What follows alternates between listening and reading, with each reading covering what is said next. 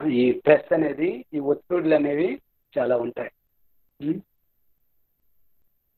Expectations, unrealistic expectations మనలో ఉంటాయి. Expectations ఉండడం తప్పు కాదు, మనం కోరుకోవడం తప్పు కాదు. అంటే ఒత్తిడి లేకుండా జీవించాలి. చాలా మంది ప్లాన్ చేసుకుంటారు. ఇప్పుడు చెప్పుకున్నాం కదా, పెర్ఫెక్షనిస్ట్ కూడా ఒత్తిడిలో ఉంటారు. ఆ విధంగా ప్లాన్ చేసుకోవడం తప్పు కాదు. కానీ ఆనందంగా ఉండాలని కోరుకోవడం తప్పు కాదు. ఎలా ఆనందంగా ఉండగలుగుతాం, ఎలా ఒత్తిడి లేని జీవితాన్ని జీవించగలుగుతామో తెలుసుకోవడం చాలా ఉత్తమం. చాలా మంది ప్లాన్ చేసుకుంటుంటారు హస్బెండ్ అండ్ వైఫ్లో. మా వైఫ్ ఎలా ఉండాలి, నా హస్బెండ్ ఎలా ఉండాలి, నా పిల్లలు మంచి ఉన్నత స్థాయికి చేరుకోవాలని మనం మంచి ప్లాన్ చేసుకుంటాం, రైట్? కానీ అదంతా కొన్నిసార్లు ఆపోజిట్లో ఉంటుంది మన లైఫ్ అంతా. మనం కోరుకున్నట్టు భార్య ఉండదు, భర్త కోరుకున్నట్టు భార్య ఉండదు, భార్య కోరుకున్నట్టు భర్త ఉండరు. పిల్లలైతే మరీ మైనస్లో ఉంటారు. జీవితం ఇప్పుడైతే కరోనా వచ్చింది, జాబులు కూడా ఉండవు, financial problem, health issues, so many problems. ఇవన్నీ ఏంటంటే మనకి ఎక్స్పెక్టేషన్స్ ఉన్నాయి, కానీ మనం వేటి పైన ఎక్స్పెక్టేషన్ పెడుతున్నాం, దేన్ని నమ్ముకుంటున్నామో దానిపైన ఆధారపడి ఉంటుంది అన్నమాట.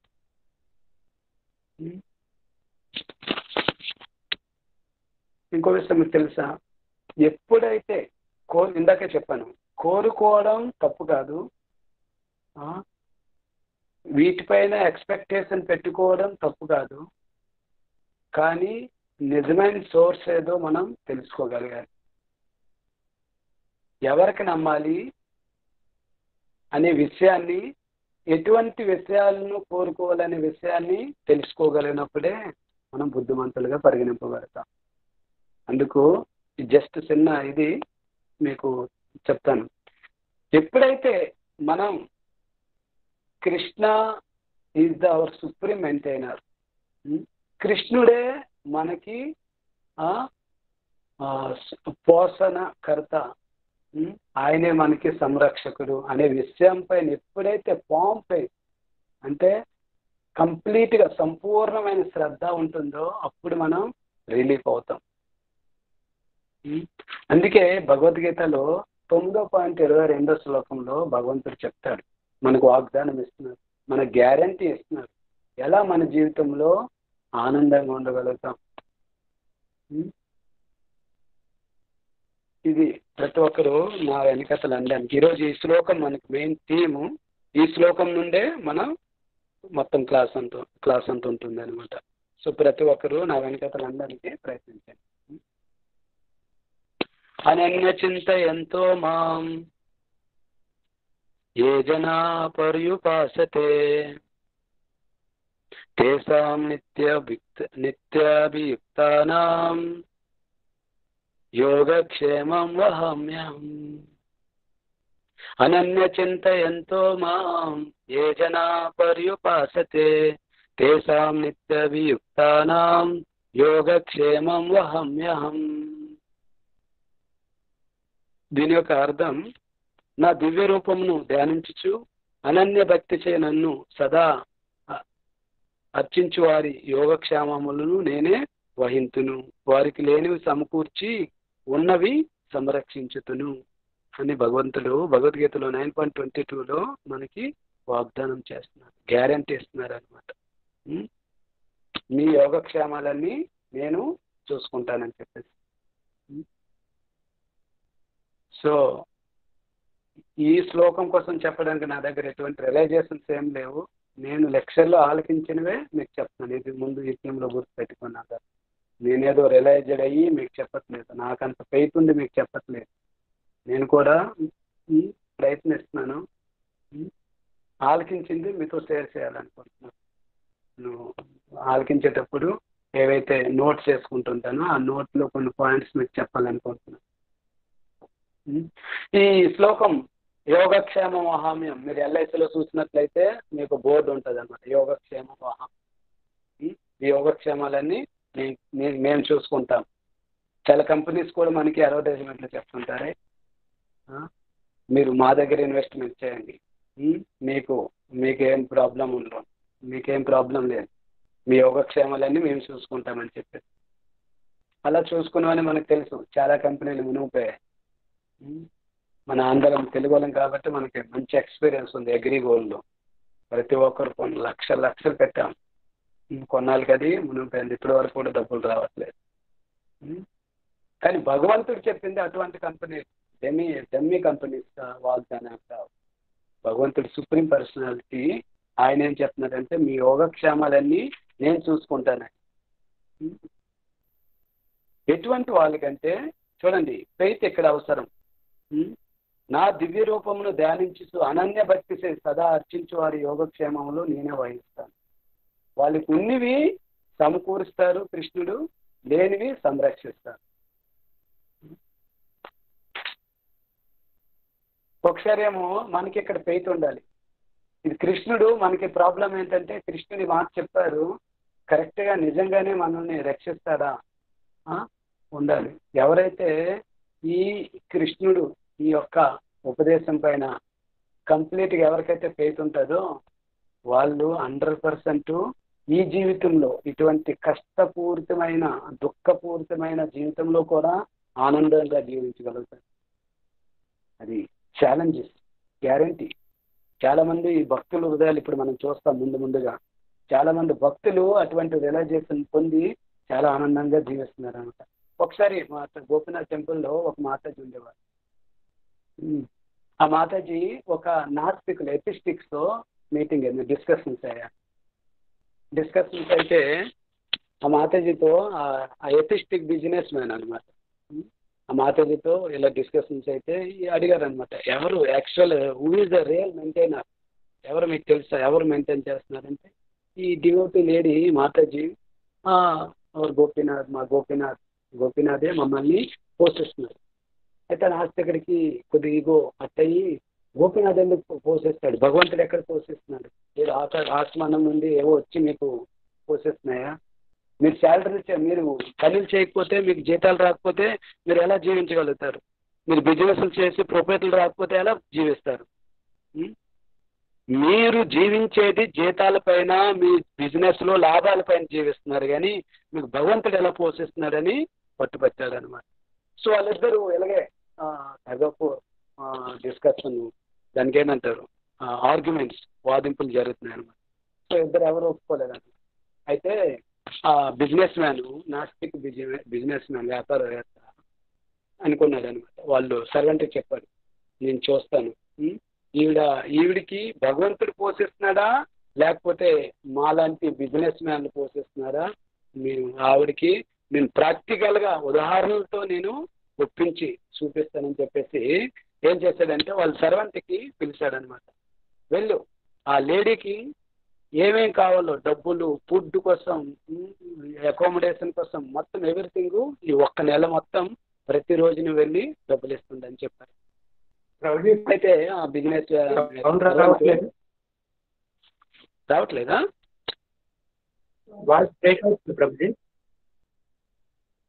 అచ్చా, ఇప్పుడు బ్రేక్ అవుతుంది 2-3 minutes అందరికన్నా మిగతా వాళ్ళకి రమేష్ ప్రభు క్లియర్ గా అచ్చా అచ్చా ప్రభుజీ బాగా వస్తుంది ప్రభు, పర్వాలేదు. గణేష్ ప్రభు మీరే చూడండి, మీరు ఒకసారి అవుట్ అయ్యి మళ్ళీ రండి. ఓకే ప్రతి ఒక్కరు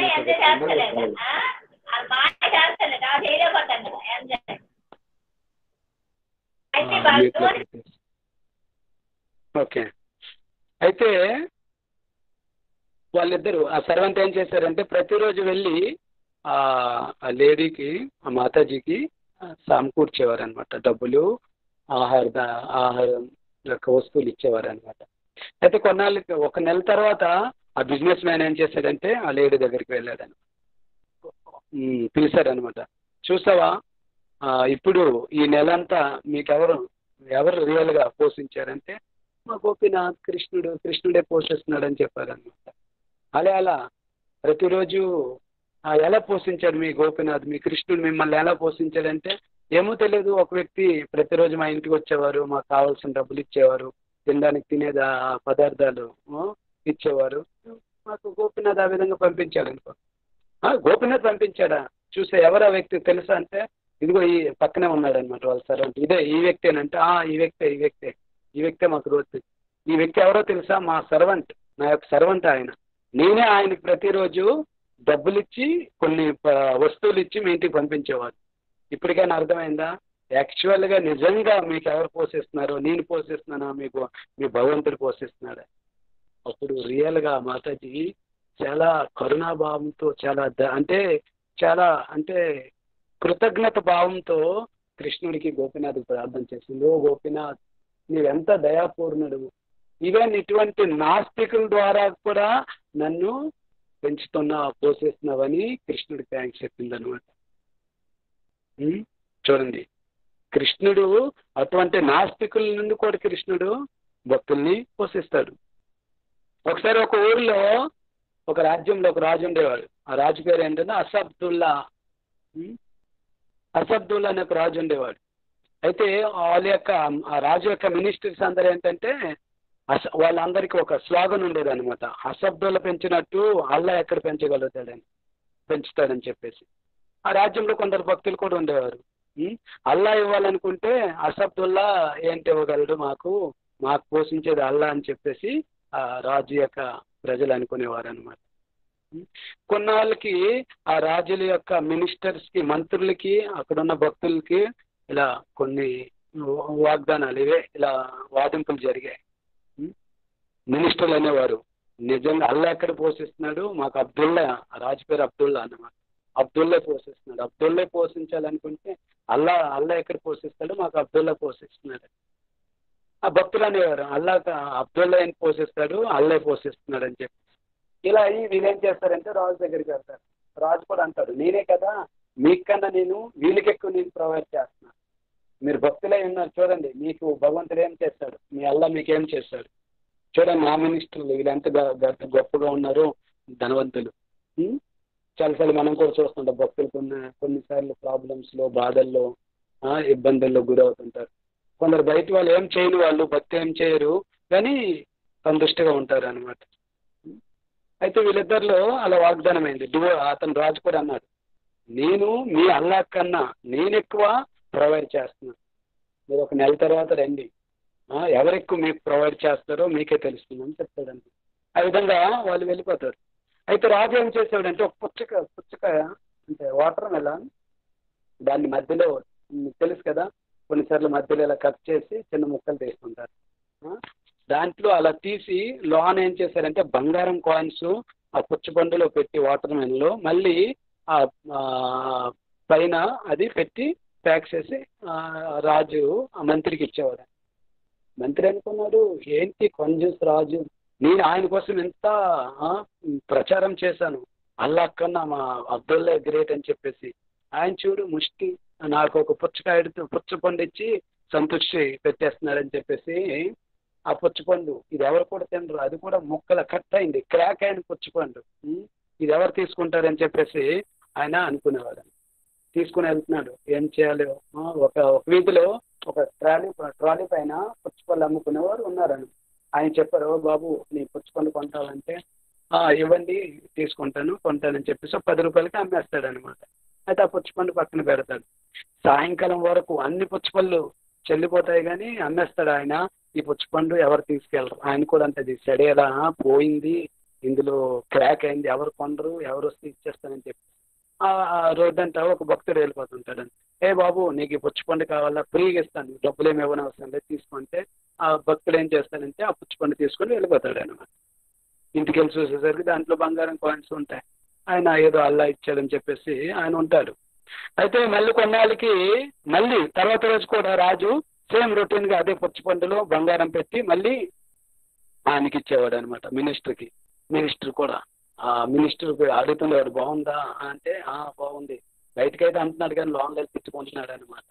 ఏంటి ముష్టి వేస్తున్నావు, నీకు ఇస్తుంది, నేను ఎంత చేశాను, నువ్వేమో నాకు పోయిన పుచ్చపళ్ళు ఇస్తున్నావు స్వామి అని చెప్పేసి ఆయన తీసుకొని వచ్చి మళ్ళీ ఆ పుచ్చపళ్ళ వాళ్ళకి అమ్మేసేవాడు. ఇలా 4 రోజులు జరిగింది. 4 రోజుల తర్వాత ఆ రాజేమో పిలిపిస్తాడనమాట ఆ భక్తుడికి ఈ మినిస్టర్స్కి. అప్పుడు మినిస్టర్స్ చెప్తే మినిస్టర్కి అడుగుతాడనమాట రాజు, ఏంటి నేను పుచ్చపళ్ళు ఇచ్చాను అవేం చేస్తావు?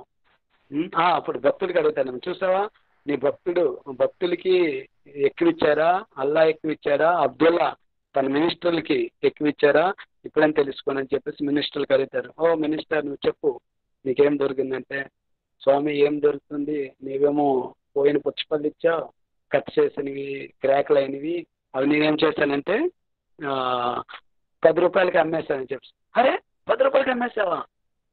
దాంట్లో ఏంటి ఉన్నది తెలుసా, దాని వాల్యూ తెలుసా? వీళ్ళు వెంటనే వెళ్ళండి ఆ పుచ్చపళ్ళానికి పిలుచుకురండి అని చెప్తారనమాట. అప్పుడు ఆ పుచ్చపళ్ళ ఆయన పరిగెట్టుకుంటూ వస్తాడనమాట. వచ్చిన తర్వాత చెప్తాడు, నీకు ఈ పళ్ళు ఇచ్చారు, అందులో ఏం చేస్తావు పుచ్చపళ్ళు అంటే, ఏంటి అవి ఎల్లప్పుడు నేను తిరిగేవాడిని, ఎవరు కొనకపోతే అది నేనేం చేశాను, ఇదిగో ఈ పక్కన ఇక్కడే ఉన్నాడు ఈయనకే నేను అమ్మేస్తానని చెప్పి.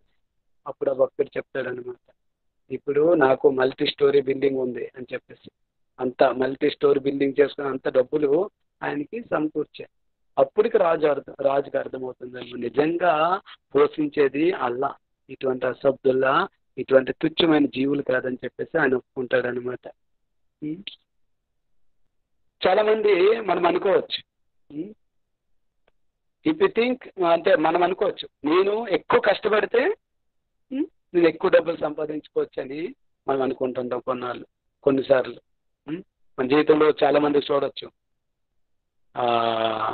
కొందరు తక్కువ సమయం కష్టపడి ఎక్కువ డబ్బులు సంపాదిస్తుంటారు, కొందరు ఎక్కువ సమయం కష్టపడి తక్కువ డబ్బులు సంపాదిస్తుంటారు.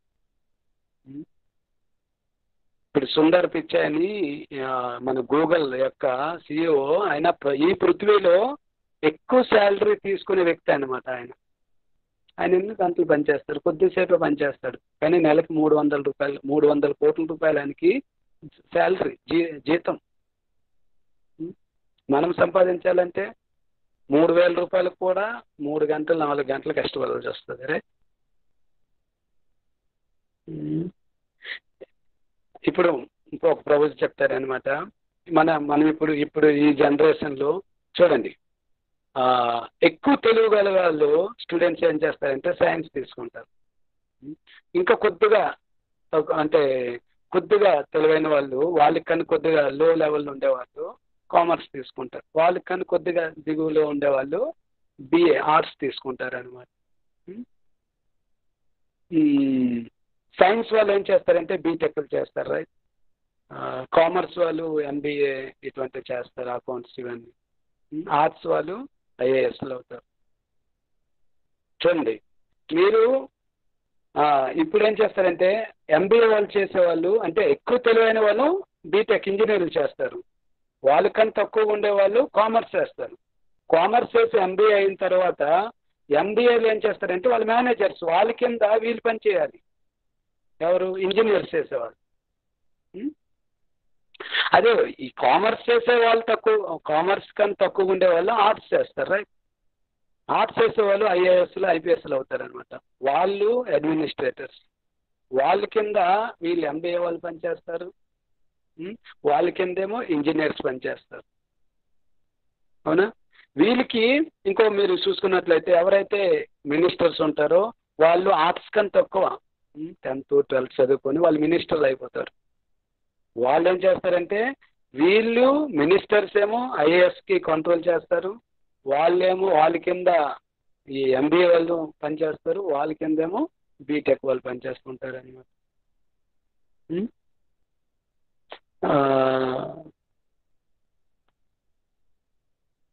ఇది మనం చూస్తుంటాం, చాలా మంది చూస్తుంటారు. కొందరు డబ్బుగాలు, వాళ్ళ ఫ్యామిలీ మంచిగా ఉంటుంది, వాళ్ళ తల్లిదండ్రులు, ఆయనేమో 10th క్లాస్ ఫెయిల్, లేకపోతే వాళ్ళు చెప్తారనమాట, నువ్వు ఫస్ట్ నీ వల్ల కాదు, మా దగ్గరికి వచ్చేసి బిజినెస్లోకి వచ్చేసి అని చెప్పేసి వాళ్ళు బిజినెస్లోకి వచ్చేస్తారు. వాళ్ళ కిందేమో మంచి MBA చదివిన వాళ్ళు, మంచి మేనేజర్స్, బాగా హైలీ ఎడ్యుకేటెడ్ వాళ్ళు ఆయన కింద పనిచేస్తుంటారని మేము చూస్తుంటాం. మా బాస్లో వాళ్ళ అబ్బాయి కూడా ఉన్నాడు అనమాట. 12th చదివిన తర్వాత ఆయనకి అస్సలు చదువు అంత ఇంట్రెస్ట్ లేదు.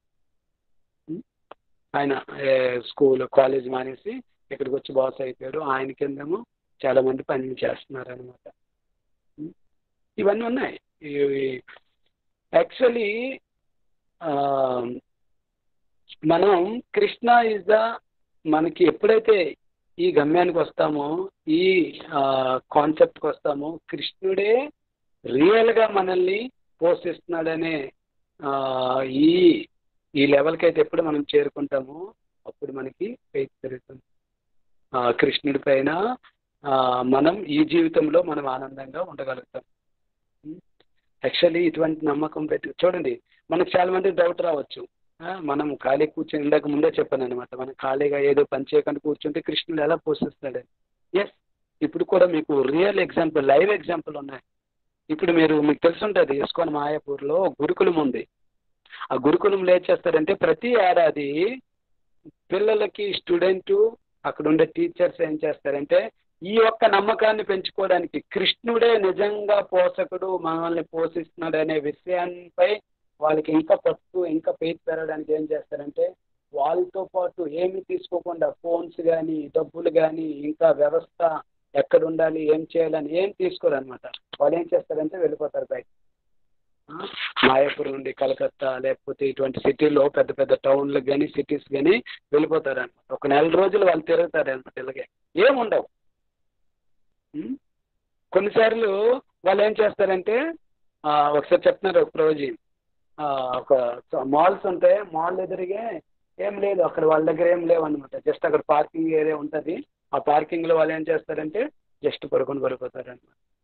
ఒక వ్యక్తి వస్తాడు, హ్యాండ్ ఫోల్డ్ చేసుకుంటూ, అరే మీరు హరే కృష్ణ భక్తులా? హరే కృష్ణ భక్తులు. మీకు నా యొక్క నమస్కారం నుంచి మిమ్మల్ని వేడుకుంటున్నాను, ప్లీజ్ మా ఇంటికి రండి, ప్రసాదం తీసుకోండి, భోజనం చేయండి అని చెప్పేసి బ్రతిమలాడే పిల్లలందరికీ ఆయన తీసుకుని వెళ్ళి భోజనం పెడతారు. ఇంకొకసారి ఇంకొక ఉదాహరణ కూడా, ఇంకొక ఎగ్జాంపుల్ కూడా జరిగింది. మంచి లీల జరిగింది. ఒకరోజు ఏమో అలా నడుచుకుంటూ వెళ్ళిపోతున్నారు. ఒకరోజు పొలాల నుండి నడుచుకొని వెళ్తున్నారు అనమాట. చాలా దూరం నుండి కూడా ఏ ఊళ్ళు కానీ, మనుషులు కానీ ఎవరు కూడా కనిపించట్లేదు. ఆ రోజేమో ఏకాదశి. చాలా మంది ఉంటారు, బయటకు వెళ్తే టౌన్ వస్తుంది, కానీ బయట వాళ్ళకి దొరుకుతుందా నమ్మకం ఉంది. కాకపోతే వాళ్ళకి ఏంటంటే అది బయట వాళ్ళైతే ఏకాదశి ఫుడ్ పెట్టరు, మామూలు వాళ్ళ ఇంటి దగ్గర ఉండే గెయిన్స్ ఇస్తారు. ఈరోజు ఏకాదశి, మనకేం దొరకదు, భక్తులు ఎవరు కనిపించట్లేదు, ఓకే మనం ఏదో నీరు తాక్కుంటూ మనం ఉపవాసం ఉండిపోదాం అని చెప్పేసి వెళ్ళిపోతుంటారనమాట, కీర్తన చేసుకుంటూ. అయితే అక్కడ నుంచి ఒక ట్రాక్టర్ పైన ఒక వ్యక్తి డ్రైవింగ్ చేసుకొని వస్తుంటారనమాట. వీళ్ళు చూసి ఆపుతాడు, అరే మీరు హరే కృష్ణ భక్తులు? హరే కృష్ణ భక్తులు. ఎక్కడి నుండి వచ్చారంటే మేము మాయాపూర్ నుండి వచ్చాం. అచ్చా మీరు మాయాపూరా? నాది కూడా నదియా? అచ్చా మీరు నదియా? అయితే మీరు ఎక్కడికి వెళ్ళి వస్తున్నారంటే మేము కీర్తన చేసుకుని వెళ్తున్నాం. అయితే మీకు ఇక్కడ ఒక భక్తుడు ఉన్నాడు, ఆ భక్తుడికి మీకు పరిచయం చేస్తాను, మీరు ఈ ట్రాక్టర్ ఎక్కండి అని చెప్పేసి వాళ్ళకి ట్రాక్టర్ ఎక్కించి డైరెక్ట్ వాళ్ళ ఇంటికి తీసుకుని వెళ్తారనమాట. అక్కడ ఉండేసరికి ఒక పెద్ద ఇల్లు ఉంటుంది. అక్కడ ఎవరున్నారంటే ప్రభుపాదుల వారు శిష్యులైనటువంటి ఆత్మతత్వ ప్రభు అక్కడ ఉన్నారనమాట. వాళ్ళు చూసి వీళ్ళందరూ ప్రణామాలు చేసి అక్కడికి ఇంట్లో వెళ్ళారు. వెళ్ళిన తర్వాత వాళ్ళ ఇంట్లో పెద్ద పెద్ద జగన్నాథ్, బలదేవ్, దీతీసు చాలా పెద్ద పెద్ద విగ్రహాలు ఉన్నాయి. ఆ విగ్రహాలకి వాళ్ళు ప్రణామాలు చేసి ఆ రోజు ఆత్మతత్వ ప్రభు వాళ్ళు మాతాజీ ఫుల్ ఫీస్ట్ 15 ఐటమ్స్తో ప్రసాదాలు, ఆ ఏకాదశి ప్రసాదాలు తయారు చేశారనమాట. ఆ రోజు వాళ్ళు అనుకున్నారు ఫాస్ట్ ఉంటామని, కానీ ఫీస్ట్ అయిపోయింది అనమాట వాళ్ళకి. భగవంతుడు అటువంటి అరేంజ్మెంట్స్ కొన్నిసార్లు చేస్తుంటారు తన భక్తులకి. నాకు కూడా తెలుసు, మేము కొన్ని రోజులు నేను బేస్లో ఉండేవాడిని ముంబైలో, కామ్యవాన్ బేస్లో. అక్కడ మాకు బేస్మెంట్స్ ఉన్నారనమాట. వాళ్ళు కొన్నాళ్ళకి ఏం చేస్తారంటే బ్రహ్మచారీస్ అయిపోయారు. తర్వాత మేము కలుసుకున్నప్పుడు మాట్లాడుకున్నాం, ఇలా డిస్కస్ చేసుకున్నప్పుడు మాట్లాడుకుంటున్నాం ఎలా అయింది. బ్రహ్మచారి కావాలంటే ఇక్కడ ట్రైనింగ్స్ ఉంటాయి అన్నమాట. మొదట VTA చేయాలి. VTA అంటే వైష్ణవ్ ట్రైనింగ్ అకాడమీ. దాంట్లో 1 year అయిన తర్వాత BT 2 years చేయాలి. BT అంటే బ్రహ్మచారి ట్రైనింగ్, అది 2 years చేయాలన్నమాట. ఆ బ్రహ్మచారి ట్రైనింగ్ లాస్ట్లో వాళ్ళకి ఏం చేస్తారంటే 1 month కోసం వాళ్ళ దగ్గర ఉండేవన్నీ, అంటే ఇది లాస్ట్ పరీక్ష అనమాట వాళ్ళకి. ఇప్పుడు బ్రహ్మచారులు అంటే కంప్లీట్గా భగవంతుడిపై నమ్మకం ఉండే వాళ్ళు జీవించగలగాలి. అటువంటి ట్రైనింగ్ ఏమో వాళ్ళు ఇస్తారనమాట. అప్పుడు వాళ్ళు ఏం చేస్తారంటే వాళ్ళ దగ్గర ఉన్నవన్నీ అంతా తీసుకుంటారు. మొబైల్స్ కానీ డబ్బులు కానీ ఏముండవు. జస్ట్ ఒక డ్రెస్ వేస్తారు, ఎక్స్ట్రా డ్రెస్, ధోతి కూడా తెస్తారు అనమాట. ప్లస్ ఏం చేస్తారంటే టెంపుల్ ఏం చేస్తుందంటే మా గోపీనాథ్ టెంపుల్ ఒక ట్రక్ అంటే ఒక జీపులో తీసుకెళ్ళి వాళ్ళకి ఇష్టం వచ్చింది, వీళ్ళ ఏరియా కూడా కాదు, ఇందులో ఉండే ఎవరైతే భక్తులు ఉంటారో గ్రూప్ ఉంటుంది అనమాట, 10 మందికి అలాగే ఏరియా వైజ్ విడిచిపెట్టేస్తారు. ఆ భక్తులు అటువంటి ఏరియా తెలియని ఏరియా వాళ్ళ దగ్గర ఏముండవు, వీళ్ళు తీసుకెళ్ళి వాళ్ళ దగ్గర అన్నీ తీసుకొని వచ్చేస్తారు. వాళ్ళకి చెప్తారనమాట, నెల రోజుల తర్వాత ఒక సిటీ పేరు పాయింట్ ఇస్తారు, అక్కడికి రండి, మేము మళ్ళీ మీకు వచ్చి కాంటాక్ట్ చేయాలంటే మీకు పికప్ చేసుకుని వెళ్ళిపోతామని చెప్తారనమాట. అలా తీసుకొని వెళ్ళి ఏం చేస్తారంటే వాళ్ళ ఊరిలో విడిచిపెట్టేస్తారు. ఆ బ్రహ్మచారీస్ చెప్తున్నారు ఏముండవు వాళ్ళ దగ్గర. వాళ్ళు ఎటువంటి బ్రహ్మచారీస్ అంటే ఏదో ఏదైతే వేల ముద్ర వాళ్ళు కాదు, మంచి క్వాలిఫైడ్ ఎడ్యుకేటెడ్ స్టూడెంట్స్ అనమాట వాళ్ళు. అప్పుడే plus IIT students, medical college students, engineering students, అటువంటి వాళ్ళు అనమాట. వాళ్ళు ఎన్నో ఆశలు పెట్టుకుంటే అటువంటి చదువులు చదువుతారు. ఎప్పుడైతే ఈ భక్తిలోకి ఇటువంటి ట్రైనింగ్ దొరుకుతుందో ఆ ట్రైనింగ్ కారణం చేత వాళ్ళు ఎంత అమలు అవుతారంటే వాళ్ళు ఏమి లేకుండా భిక్షమెత్తుకొని బ్రతకాలి 1 month వరకు. వాళ్ళు అదే ఊరిలోకి వెళ్ళి భిక్షమెత్తుకొని బ్రతుకుతారు అనమాట 1 month వరకు. వాళ్ళు ఈదుల్లో ఏమిస్తే అది తీసుకొని వచ్చి పక్కన వండుకొని ఊరి చివరిలో వండుకొని పడుకొని మళ్ళీ నెక్స్ట్ ఇంకో ఊరికి వెళ్ళేవారు అనమాట. అలా తిరుగుతూ ఎక్కడికైతే పాయింట్ ఉంటుందో ఆ పాయింట్కి చేరుకునేవారు. ఇటువంటి ట్రైనింగ్ జరుగుతున్నాయి చౌపట్టిలో ఇప్పుడు కూడా. ఇప్పుడేమో తెలియదు కానీ అప్పుడు ఉన్నాయి.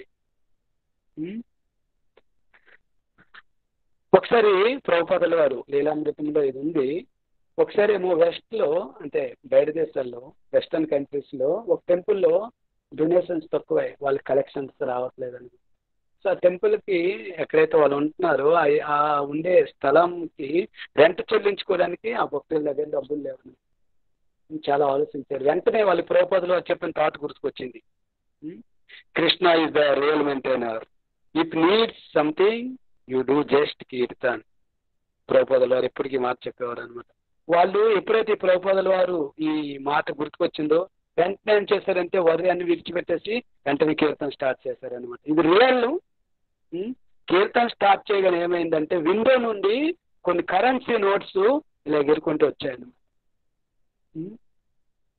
అవి భక్తులు వెళ్ళి లెక్క పెట్టేసరికి రెంట్ ఎంత కావాలో అంతే డబ్బులు అందులో ఉన్నాయన్నమాట.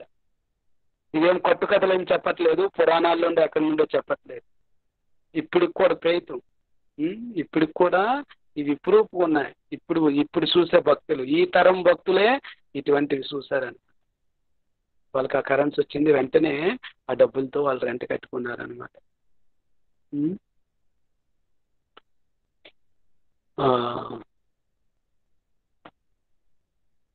అయితే ఒకసారి ఇంకో స్టోరీ కూడా. శ్రీధర్ స్వామి అని మీకు తెలిసి ఉంటుంది. శ్రీధర్ స్వామి భాగవతం టిక్కలు రాశారనమాట. ఆయన వ్యాఖ్యానం చేశారు. శ్రీధర్ స్వామి ఒకరోజు ఏం చేశారంటే పెళ్లి చేసుకున్నారు, కానీ వాళ్ళ ఆవిడ ప్రెగ్నెంట్ అయింది. అయితే ఎప్పుడైతే వాళ్ళ ఆవిడ డెలివరీ అవుతారు, ప్రసవం అవుతారు, తర్వాత నాదైతే నేను రిలీఫ్ అయిపోతాను, తన పిల్లడికి పాప బాబు ఎవరైనా పుట్టినా నా భార్య దగ్గర విడిచిపెట్టి నేను వెళ్ళిపోతాను, నేను సన్యాసం తీసుకుంటాను, రెనౌన్స్ లైఫ్ తీసుకుంటానని డిసైడ్ అయిపోతారు అనమాట. కానీ ఆయన బ్యాడ్ లక్ ఏంటంటే ఒకరోజు ఏమవుతుందంటే తన భార్య ప్రసవమైన తర్వాత ప్రసవమైన వెంటనే చనిపోతుంది. అక్కడే డెడ్ బాడీ ఉంటుంది, అక్కడ పిల్లడు ఉంటాడు అనమాట. పిల్లడు ఏడుస్తుంటాడు.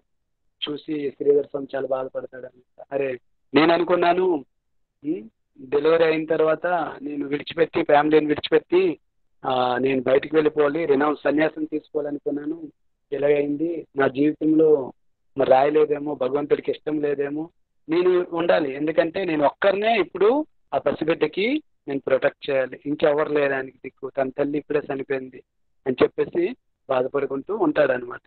వెంటనే ఏమవుతుందంటే అక్కడ గోడపై నుండి ఒక బల్లి గుడ్డు పెట్టింది. ఆ గుడ్డు కింద పడి ఒక చిన్న బల్లి కళ్ళు వచ్చింది. అప్పుడే జస్ట్ బాగుంది అనమాట. కళ్ళు కూడా చిన్న చూడట్లేదు.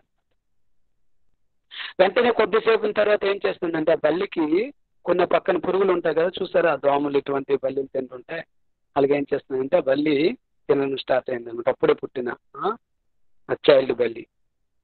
వెంటనే శ్రీధర స్వామికి ఒక థాట్ గుర్తుకొస్తుంది అనమాట. అరే ఇప్పుడు పుట్టిన బల్లికి భగవంతుడు ఫుడ్ ప్రొవైడ్ చేశాడు, సో నా పసిపిల్లడికి ఎందుకు భగవంతుడు ప్రొవైడ్ చేయడనే నమ్మకంతో ఆయన వెంటనే ఏం చేస్తాడంటే తన డెడ్ బాడీకి తన పిల్లడికి అక్కడే విడిచిపెట్టి వెళ్ళిపోతాడు అనమాట.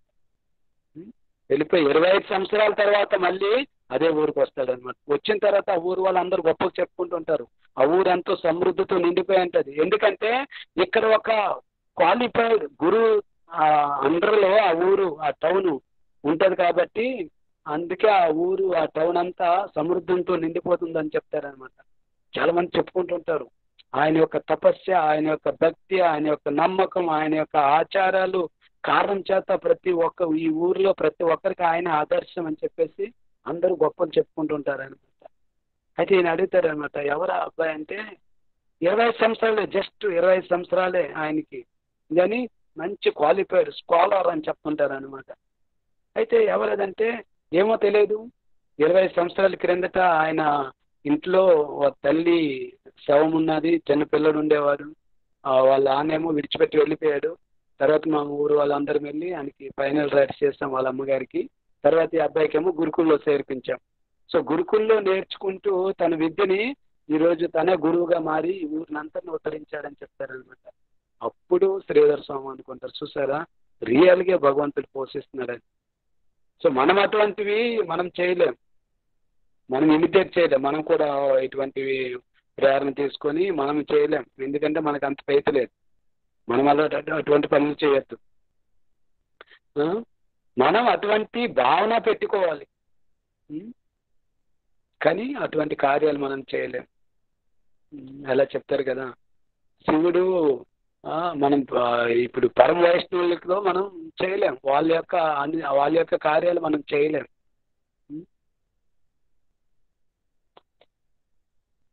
కొన్నిసార్లు మనం చూసినట్లయితే నాస్తికులకు కూడా ఎవరైతే భగవంతుడు లేరో, దెబ్బలాడుతుంటారో, బిలీవ్ చేయరో, నమ్మని వాళ్ళు ఉంటారు, కృష్ణుడికి ఏంటది నిందలు వేస్తుంటారు, అటువంటి వ్యక్తులకు కూడా కృష్ణుడే పోషిస్తాడు.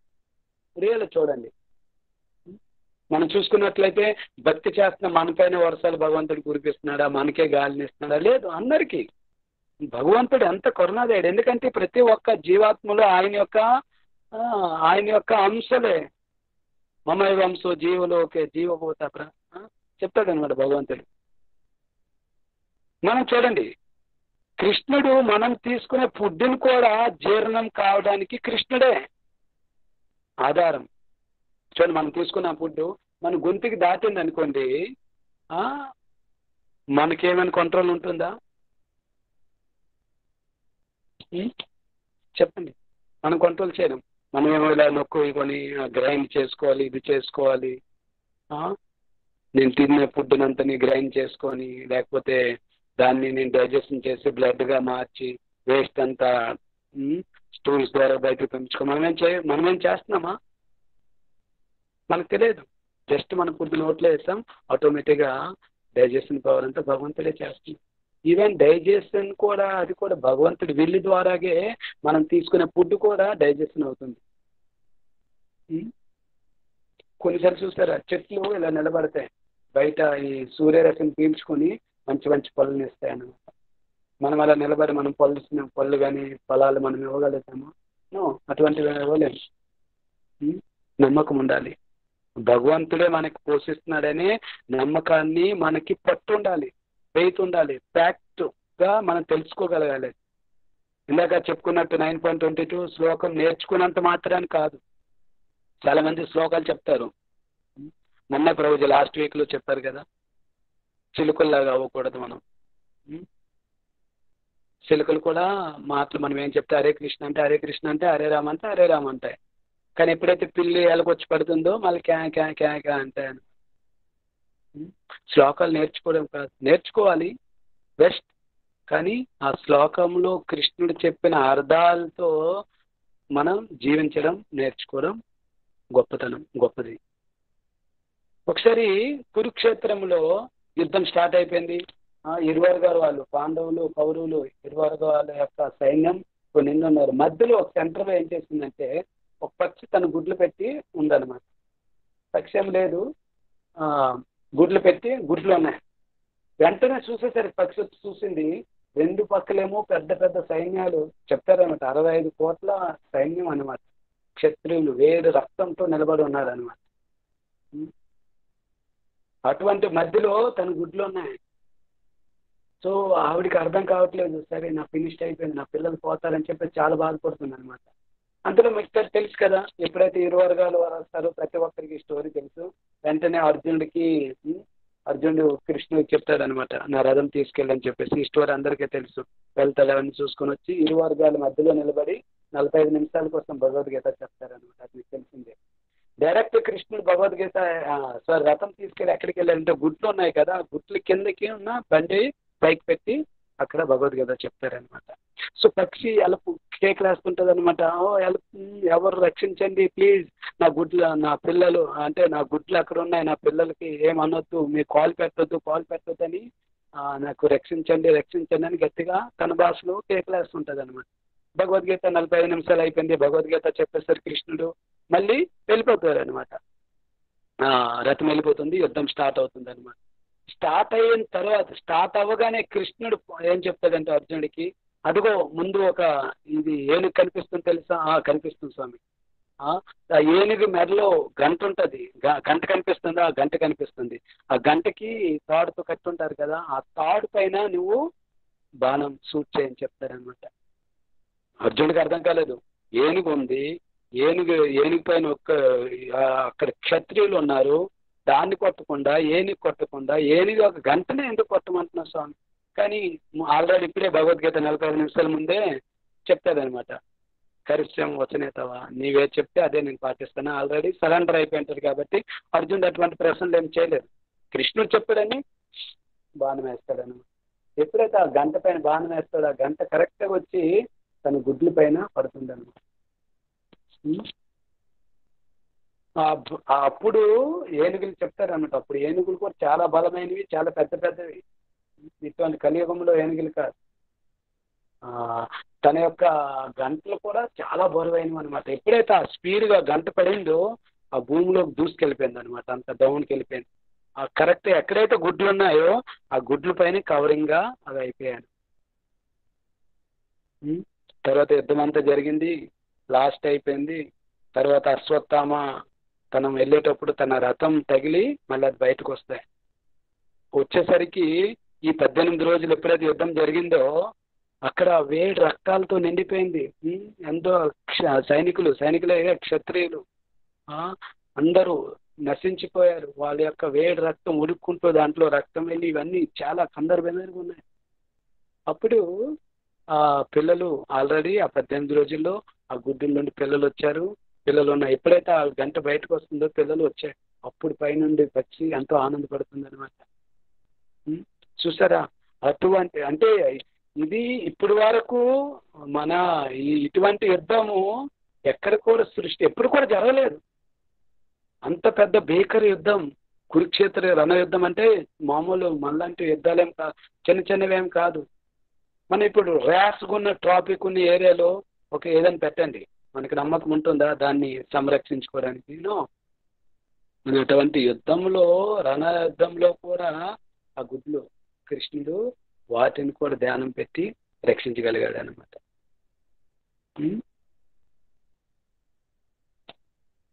ఆ ప్రభుపాదుల వారు ఇది కూడా ప్రభుపాదుల లీలామృతంలో ఉంది. ప్రభుపాదుల వారు 1970లో ప్రెడిక్ట్ చేస్తారన్నమాట, భవిష్యవాణి చేస్తారు. 1971 నుండి 73 వరకు 3వ ప్రపంచ యుద్ధం జరుగుతుంది అని చెప్పేసి ప్రభుపాదుల వారు చెప్తారనమాట. అప్పుడే 1971 నుండి 72, 73లో 71, 72లో ఇవి జరుగుతాయి. ఏంటది? పాకిస్తాన్కి ఇండో పాక్కి యుద్ధం జరుగుతుంది అనమాట. 73లో అయిపోతుంది. 74లో ఏమీ ఉండదు అనమాట. అరే ప్రభుపాదుల వారు 3వ ప్రపంచ యుద్ధం అన్నారు, ఏం జరగలేదని కొందరు శిష్యులు ఏం ప్రభుపాదుల వారు అడుగుతారు. ప్రభుపాద్ మీరేమో 3వ ప్రపంచ యుద్ధం జరుగుతుందని చెప్పారు, అసలు యుద్ధమే కాలేదు, కామ్ అయిపోయారంటే అప్పుడు ప్రభుపాదుల వారు చెప్తారనమాట. నేను భగవంతుడికి ప్రార్థన చేశాను. నా యొక్క ఈ కృష్ణ చైతన్య మూమెంట్ని ఇప్పుడిప్పుడే స్టార్ట్ చేశాను. సో ఇప్పుడు భక్తులకి ఎటువంటి అంతరాయం కలగకుండా చూడు స్వామిని నేను కృష్ణుడు ప్రే చేశాను, అందుకే యుద్ధం ఆగిందని ప్రభుపాద చూసారా. ప్రభుపాదుల వారికి కూడా కృష్ణుడు అక్కడ ప్రొటెక్షన్ చేశారనమాట. మనం కొన్నిసార్లు ఎస్ట్రాలజర్ పైన నమ్మకం పెట్టుకుంటాం, రైట్? ఎస్ట్రాలజర్స్ అంటే పురోహితులు ఉంటారు కదా, వాళ్ళు జ్యోతిష్యం జ్యోతిష్యం ఉంది. జ్యోతిష్యం ఎటువంటిదంటే ప్రభుజీ చెప్తారనమాట, జ్యోతిష్యం ఎస్ట్రాలజర్ ఏం చేస్తారంటే మన యొక్క రాతల్ని వాళ్ళు చదువుతారే తప్ప సేమ్ చేయలేరు, మార్పు చేయలేరు అనమాట వాళ్ళు. ఇప్పుడు మీరు కంప్యూటర్లో పీడిఎఫ్ ఫార్మేట్ అని ఉంటుంది, వర్డ్ ఫార్మేట్లో అయితే మీరు టైపింగ్ చేసుకొని మీరు ఎడిట్ చేసుకోవచ్చు. దాన్నే మీరు పీడిఎఫ్గా మార్చారనుకోండి, మీరు దాన్ని ఎడిట్ చేయలేరు. చదువుకోగలుగుతారు, రీడ్ చేస్తారు కానీ ఎడిట్ చేయలేరు. అదేవిధంగా ఎస్ట్రాలజర్స్ కూడా మన కర్మల్ని మన రాతల్ని చూస్తారు, చెప్తారు కానీ సేమ్ చేయలేరు. మనకు కొన్నిసార్లు చెప్తుంటారు అనమాట, ఈ ఉంగరాలు పెట్టుకోండి, నవరత్నాలు ఉంగరాలు పెట్టుకోండి, లేకపోతే తాయితులు కట్టుకోండి, ఇది చేయండి, లేకపోతే మీకు వ్రతాలు చేయండి, కొన్ని పూజలు చేయండి, మీ యొక్క తలరాత మారిపోతుంది, మీకు ఇది జరుగుతుంది అది జరుగుతుంది అని చలసలు చెప్తుంటారని మనం కూడా చేసుకుంటాం. అటువంటి మనకు ఆ రాతల్ని వాళ్ళు మార్చలేరు. ఒకవేళ రాతల్ని మార్చినట్లయితే మనకు చెప్పడం బదులు వాళ్ళే చేసుకోవాలి కదా, వాళ్ళే కోటీశ్వర్లు అయిపోవాలి కదా, ఎందుకు కావట్లేదు? కాదలా మార్చలేరు ఎవరు. ఇప్పుడు మన ముంబైలో లైవ్ ఎగ్జాంపుల్ నాకు ఒకసారి ప్రదీప్ ప్రభు చెప్తున్నారు అనమాట. ఇప్పుడు ముంబై దాదర్ అనే ఏరియాలో జగన్నాథుడు ఒక వాళ్ళ డివోటీస్ పేరు తెలియదు, ప్రదీప్ ప్రభు మీకు తెలుసా? దాదర్లో ఉంటారు, చిన్న ఇల్లు అంట వాళ్ళది. వాళ్ళు ఏం చేశారంటే జగన్నాథ్ బలదేవ్ సుభద్ర మహారాణి అంటే పూరి రథయాత్రకి వెళ్ళారు. అక్కడేమో వాళ్ళు మరాఠీ, వాళ్ళు మరాఠా గుజరాతీ నాకు తెలియదు. ప్రభు మరాఠా గుజరాతీ వాళ్ళు ప్రదీప్ ప్రభు ఓకే. వాళ్ళు ఏం చేశారంటే జగన్నాథుడు వాళ్ళకి నచ్చారు, తీసుకొని వచ్చారు, ఇంట్లో పెట్టుకున్నారు. వాళ్ళ మాతాజీ వాళ్ళు ఫ్యామిలీ మొత్తం ఎంతో ప్రేమతో, చిన్న ఇల్లే చాలా చిన్నదంట, వాళ్ళు ఉండడానికి కూడా కాదు, కానీ వాళ్ళ ఇంట్లో భగవంతుడి పెట్టుకొని ఎల్లప్పుడు మంచి పూజలు చేసుకొని ఉండేవారు. అంటే ప్రతి ఫెస్టివల్కి సెలబ్రేషన్ చేసేవారు. అక్కడ ఉండే చుట్టుముక్కలు ఉండేవారు. వాళ్ళు భక్తులు కారు, ఇస్కాన్ భక్తులు ఏం కాలేదు, జగన్నాథుడు తెచ్చిన తర్వాత వాళ్ళు భక్తులు అయిపోయారు. కానీ వాళ్ళు ఏంటంటే భక్తులు కాదని కాదు, వాళ్ళకి ఎప్పుడో ఉంటుంది జగన్నాథుడి భక్తులు, వాళ్ళకి ఈ రూపంలో భగవంతుడు వచ్చి వాళ్ళకి వాళ్ళు లైఫ్ అంటే సక్సెస్ చేసుకున్నారు. వాళ్ళు ఏం చేశారంటే ఫెస్టివల్స్కి చప్పన భోగాలు తయారు చేయడం, చుట్టుపక్కల ఉండే భక్తులకు పిలవడం, ఇన్విటేషన్ చేయడం, ఇవన్నీ జరిగేవి అనమాట. చాలా ఇల్లు ప్రతి ఒక్కరు ఆ టీటీసే ముంబైలో ఎక్కడ కూడా జరిగిన రథయాత్రకు వాళ్ళ యొక్క విగ్రహాలని తీసుకుని వచ్చి రథయాత్రలు చేసేవారు అనమాట. చాలా మంచి బ్యూటిఫుల్ జగన్నాథులు, చాలా పెద్దవి, మీకు ఎప్పుడైనా చూపిస్తాను, చాలా మంచివి. ప్రతి ఒక్కరు ఎక్కడ రథయాత్ర జరిగినా వాళ్ళు టీటీసీ తీసుకుని వచ్చి రథయాత్ర చేసేవారు అనమాట. చాలా ఇల్లు చాలా చిన్నది. వాళ్ళు ఇల్లు చిన్నది అని చెప్తారు కదా, హృదయం అంటే ఇల్లు చిన్నది అని వాళ్ళ హృదయాలు పెద్దవని చెప్తుంటారు కదా. వాళ్ళు భగవంతుడికి ఎంత ప్రేమతో ఎంత ఐశ్వర్యంగా వాళ్ళు సేవలు చేశారంటే, వాళ్ళు సమ్ ఏరియాలు ఉంటారు, జోకుడు పెట్టి అంటారు అనమాట, ఇందులో చిన్న చిన్న రూములు. అది కొన్నాళ్ళ తర్వాత అది బిల్డింగ్ వచ్చింది, బిల్డర్ వచ్చి ఇక్కడ బిల్డింగ్ కడతానని చెప్పారనమాట. వాళ్ళ యొక్క భక్తిని చూసి ఆ బిల్డర్ ఏం చేశారంటే, యాక్చువల్కి వాళ్ళ వాటా ప్రకారంగా అయితే ఒక 1 రూమ్ కిచెన్ ఇల్లు దొరకాలి, కానీ ఆ బిల్డరు ఏం చేశాడంటే వీళ్ళ యొక్క భక్తి వీళ్ళ యొక్క శ్రద్ధను చూసి 3 BHK ప్లాట్ని ఇస్తాడని. జయ జగన్నాథ్. చూడండి ఎంత భగవంతుడు, ఎంత ఇప్పుడు లేటెస్ట్ ఈ విషయం ప్రదీప్ వాళ్ళకి తెలుసు, వాళ్ళ దగ్గరలోనే ఉంటారు ఈ డివోటీస్. 3 BHK, అది కూడా దాదర్ ఏరియాలో 3 BHK అంటే కొన్ని కోట్ల రూపాయలు వాల్యూ. వాళ్ళకి రావాల్సిన చిన్న రూము, కానీ బిల్డరు ఆ విధంగా ఇస్తాడు. భగవంతుడు అలా చేయించుకున్నాడు. వాళ్ళ సేవను చూసి ఈ చిన్నింట్లో కాదు పెద్దిల్లు కావాలని ఆయనే కోరుకున్నాడు, అలా దొరికిపోయింది వాళ్ళకి. భగవంతుడు రక్షిస్తాడు. ఒకసారి మీకు తెలిసిందే స్టోరీ, ప్రతి ఒక్కరికి తెలిసి ఉంటుంది, భీష్మ పితామహ. ఒకసారి ఏమో దుర్యోధనుడికి కోపం వస్తుంది అనమాట. ఇన్ని రోజులు అయిపోతుంది. భీష్మ పితామహ ఏంటంటే తన పాండవులు, తన ప్రియ పౌత్రులు అనమాట. వాళ్ళకున్నే కృష్ణుడి పైన, భగవంతుడి పైన ప్రేమ శ్రద్ధ కారణం చేత వాళ్ళతో యుద్ధం చేయడానికి ఈయన ఎప్పుడు కూడా ఇష్టపడేవారు కాదు. ఒకవేళ కూడా ఎప్పుడు సడన్ గా వాళ్ళు ఎదురు అయిపోతే చాలా అంటే ఏదో పనికిరాపని బాణాలే విడిచిపెట్టేవారు. ఆయన ఎప్పుడు వాళ్ళకి సంపాలని అనుకోలేదు అనమాట. కానీ నిజంగా భీష్మ పితామహ ఎంత బలవంతుడంటే ఆయన తలుచుకుంటే ఒక్క రోజులో కూడా కురుక్షేత్ర యుద్ధం ముగిసిపోయేది. అంత పవర్ఫుల్ పర్సన్ ఆయన, అంత బలం ఉంది. ఆ విషయం తెలుసు ఈయనకి, దుర్యోధనికి. కానీ ఈయన కావాలనే తన ప్రియ మనవులకు వధించట్లేదని ఆ రోజు సాయంకాలం ఏం చేస్తాడంటే ఆయన హత్లోకి వెళ్ళి, గుడారంలోకి వెళ్ళి కోపడతాడనమాట. పితామహ, నీవేమో పక్షపాతాన్ని వహిస్తున్నావు, ఇప్పుడు కూడా నీకు నీ పౌత్రుల వెనకతల అనురాగం మమకారం ఉంది, అందుకే నీవు ఇక్కడ ధర్మాన్ని పాటించట్లేదు, నీవు ఇక్కడ రాజధర్మం పాటించట్లేదు అని చెప్పేసి కోపడతాడనమాట. వెంటనే భీష్మ పితామహ వాగ్దానం చేస్తాడనమాట. తన ఏదో అంటే వరాల కారణం చేత ఎన్నో మంత్రాల ద్వారా 5 బాణాలు సృష్టిస్తాడు. ఈ 5 బాణాలతో 5 పాండవులకి రేపు నేను వధించేస్తానని మాట చెప్తాడనమాట. చెప్పిన తర్వాత కంప్లీట్లీ సాటిస్ఫైడ్ అయిపోతాడు దుర్యోధన. అయితే ఏం చేస్తాడంటే దుర్యోధనకు తెలుసు ఇదేదో సంథింగ్ జరుగుతుంది, ఎందుకంటే అటు పక్కన ఎవరున్నారు, కృష్ణుడు ఉన్నాడు, ఏదో సంథింగ్ జరుగుతుందని చెప్పేసి ఆయన ఏం చేస్తాడంటే అంటే సేఫ్టీ సైడ్ ఏం చేస్తాడంటే ఆ బాణాలు పితామహ అయితే సరే ఆ బాణాలు నా దగ్గరే ఉంచని చెప్పేసి ఆ బాణాలు తీసుకుని తన గుడారంలో పెట్టుకుంటారనమాట. అవునా? అయితే ఈ విషయం మొత్తం స్ప్రెడ్ అయిపోతుంది. భీష్మ పితామహ రేపు 5 పాండవులకి వధించేస్తున్నాడు. ఎప్పుడైతే రాజు ఎవరైతే యుద్ధం వస్తుందో ఆ యుద్ధం యొక్క మెయిన్ ఎవరు పర్సన్ ఉంటారో రాజు, ఆయన వధించేస్తే యుద్ధం కంప్లీట్. అంటే దాని అర్థం ఏంటంటే వాళ్ళు ఓడిపోయారు అని అర్థం అనమాట.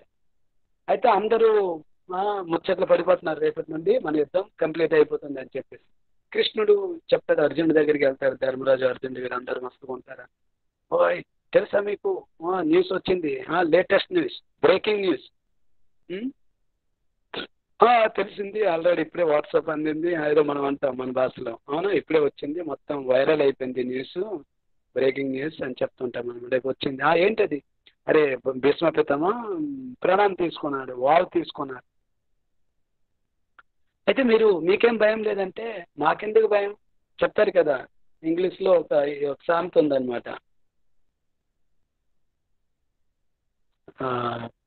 When there is lord Hari why worry అని చెప్తారనమాట. ఇంగ్లీష్లో ఒక సామెత ఉంది. ఎప్పుడైతే భగవంతుడు హరి ఉంటాడో మనకెందుకు వరి. అయితే అర్జునుడు ఆ విధంగా ఏం చేసేవాడంటే చాలా కూల్గా ఉండి వాళ్ళు రెస్ట్ తీసుకుంటున్నారు అనమాట. ఇక్కడ మనకి బంకిం రేపులో కూడా ఎన్నోసార్లు ఉదాహరణ ఇస్తుంటారనమాట. ఆ విధంగా ఎప్పుడైతే ఫెయిత్ ఉంటుందో కృష్ణుడు మన కోసం పాటలు పడుతుంటాడు. కృష్ణుడు మనల్ని ఎలా రక్షించాడు, కృష్ణుడు టెన్షన్, అది మనది కాదు. కృష్ణుడు మన బాధ్యత. ఎప్పుడైతే మనం కృష్ణుడికి మన బాధ్యతలన్నీ ఇస్తామో, అవునా, ఆయన ఇప్పుడు ఉదాహరణకి నాకు కూడా ఈ ప్రభు చెప్పిన నాకు చాలా నైస్, అంటే నాకు కూడా ఎప్పుడు ఇది ఆలోచిస్తుంటాను అనమాట. రోజు ఒక చిన్న ఎగ్జాంపుల్ ఇచ్చారనమాట. మనం రేపు ఎక్కడికో స్టేషన్కి, ఎక్కడికో వైజాగ్ ఎక్కడికి వెళ్ళాలి, రైట్? మనం ఎవరికో చెప్తాం, మనం ఫ్రెండ్స్ కానీ ఇంట్లో వాళ్ళకి, నాకు రేపు మార్నింగ్ లేపండి, నాకు డిఎం మీద పలాసలో 5 గంటలకు ట్రైన్ ఉంది, నేను వెళ్ళాలని చెప్పేసి, అవునా? అయితే మనం ఎవరికైతే మనం మీరే బాధ్యత, నాకు మేలుకు రాదు, మీరే చూసుకోండి అని చెప్పేసి ఎప్పుడైతే వాళ్ళకి బాధ్యత మనం ఎదుటి వాళ్ళకి అప్పగించామో వాళ్ళపైన భారం పెరిగిపోతుంది, అవునా లేదా? అరే ఈయన నాకు బాధ్యత ఇచ్చాడు, నేను లేకపోతే ఈయన ప్రాబ్లం, ఆయన జర్నీ అయిపోతుందని చెప్పేసి ఈయన అలారం కట్టుకుంటాడు, ఈయన మెలకుగా ఉంటాడు, ఈయన కాన్షియస్గా ఉంటాడు, ఈయన అలర్ట్గా ఉంటాడు అనమాట. అది ఎప్పుడైతే ఆయనకి బాధ్యత ఇవ్వకుంటే మన బాధ్యత మనమే తీసుకుంటే మనమే బాధపడాలి, మనమే అలారం కట్టుకోవాలి, మనమే గడిగడి లేస్తుండాలి టైం ఇవన్నీ.